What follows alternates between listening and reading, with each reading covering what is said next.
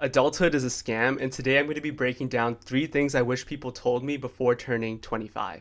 1. Adults are children disguised in suits. Not literally, but in society, we tell everyone that adulthood is synonymous with stability, maturity, a suit and tie, or if you're in the health industries, a lab coat or a scrub. But this is so far from the truth. More often than not, the adults I encounter are the furthest thing from this. If you're like me, working a 9 to 5 or any quote-unquote career, or even somebody doing something a bit less conventional, you probably notice that the workplace is rife with politics and adults young and old whom honestly have no idea what they're doing day to day. Growing up in an Asian household, I was always taught to play it safe, to be compliant, and to not make mistakes. But something I've learned from venturing out into adulthood, especially in the context of my life as a corporate slave, as a salaryman, is that you're gonna make mistakes.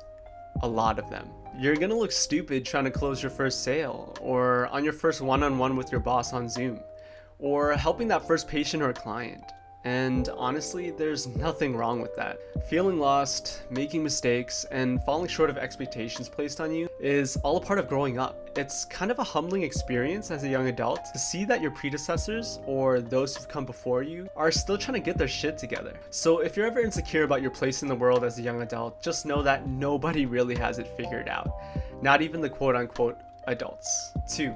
Mental health actually takes a real effort. I remember vividly waking up at 6 a.m. every day as a kid, early enough to catch whatever version of the Power Rangers was on in the early 2000s. Shout out to Dino Thunder, that was my ish. Shortly after I go downstairs to the living room, take in the sweet smell of my mom's cooking, a fully stocked fridge, and my favorite cereal, corn pops, ready to be devoured. Nowadays, as a young adult, I wake up as late as I possibly can, likely after a bad night of sleep because I was thinking about all the tasks I had to do for work today the night prior. There's no home cooked meals ready for me, my fridge is most likely empty, and I can't splurge on the corn pops because I literally spend all my money on coffee and takeout. If this sounds like you, just know that you're not alone. I never realized how much effort it actually takes to maintain your mental health as a quote-unquote adult. Anxiety due to increased responsibility at work, questioning whether or not I want to be living my life working 9 to 5 at a desk for the rest of my life, whether I can support myself and potentially a family of my own someday, or whether I'm wasting my time slaving away at a job when there are literally people becoming millionaires buying cryptocurrencies like Dogecoin.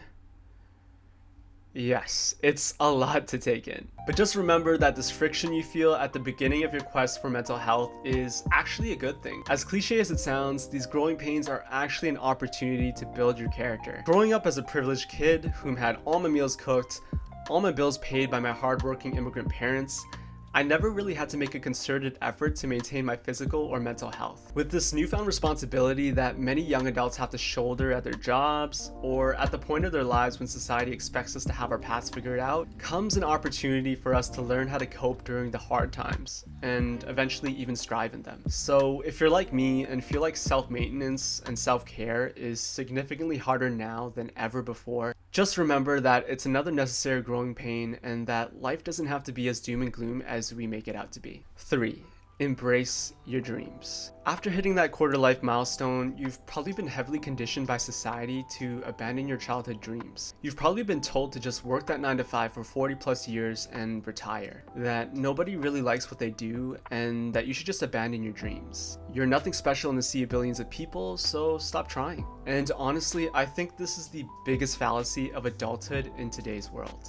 I strongly believe that adulthood is all about learning how to be a child again, learning how to embrace the interests, dreams, and aspirations that we once had when we were growing older. There was this meme I saw on Instagram that really hits home for me. Adulthood is all about enjoying your childhood interests with less internalized shame. Honestly, this is so facts. Growing up, especially under Asian immigrant parents, this internalized shame for straying down any path that is unconventional or unsafe is instilled in us from birth. We're told to be doctors, engineers, lawyers, with no consideration as to whether we'll really like these things or not. Now, I understand that our parents are only telling us this out of concern for our well-being because they literally came to this country with nothing, and I can honestly understand that. But just remember that no matter what circumstances you were born into, your parents, your friends, or any other authority figure in your life are not the ones living your life, or the ones who have to live with the consequences of your actions. you are. I don't want to spend the rest of my life living for what others want from me, and if you're watching this right now, I really hope that you've developed the self-awareness to ask yourself, is what I'm doing what I really want? Ask yourself if you're justifying your position in life right now, and whether where you really are truly aligns with your own desires. Now, I am in no means an enlightened one or anywhere close to where I want to be. I'm still a corporate slave after all. But I understand that this is not where I want to be forever, and am taking one step at a time to venture into a path that aligns with my own values, whether that be through this YouTube channel, or enjoying my internalized childhood interests like jrpgs and anime.